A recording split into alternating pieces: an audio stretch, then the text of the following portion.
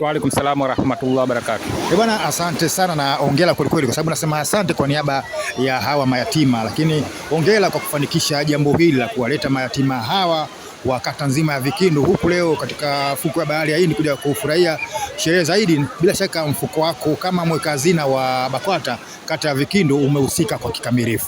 Umehusika na tumejitahidi leo kuchukua vijana wote wa kata ya Vikindu, watoto yatima unavyoona hapa wanaburudika. Vijana hao wametoka kata ya Vikindu na tunao hapa watoto yatima hao ambao tunashiriki kutafuta radhi za Mwenyezi Mungu, ambao Mwenyezi Mungu amesema na mtume wake kwamba mtume atakuwa nao atakayemstiri mtoto yatima siku ya kama ya leo, akala naye, akakoga naye, akafurahi naye, akavaa naye, basi siku ya kiyama atakuwa naye mfano wa vidole viwili bega kwa bega.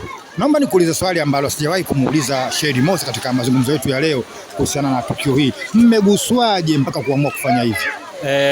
Jamii sasa hivi kidogo watoto yatima imewasahau. Kwa maana hiyo sisi katika kukaa kwetu na katika kufikiria mambo yetu tukaona mtoto yatima aliyesahaulika, sisi kata ya Vikindu hatuwezi kumsahau mtoto yatima. Sisi kwa ubunifu wetu na kukaa kwetu tukasema kwamba moja, kutafuta radhi za Mwenyezi Mungu, tuchukue watoto yatima leo tule nao, tukoge nao, tutembee nao, tufurahi nao. Na hivi sasa unavyowaona hao wanaokoga baharini ni watoto yatima kata ya Vikindu. Hii ni kwa shamla hizi za sikukuu ya Eid al-Fitr. Huko mbele mmewapangia nini mayatima?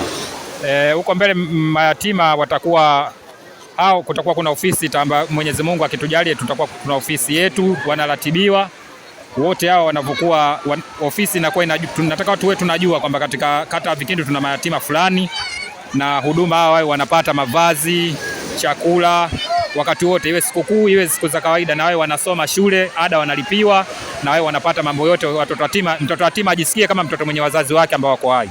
Unawaambia nini wafadhili ambao bado hawajajitokeza kuchangia swali, kwa sababu naamini kabisa nguvu za wafadhili bado zinahitajika kuweza kumudu kufanikisha masuala haya ya mayatima? Unawaambia nini wafadhili wote wa ndani ya kata yako ya Vikindu na hata nje?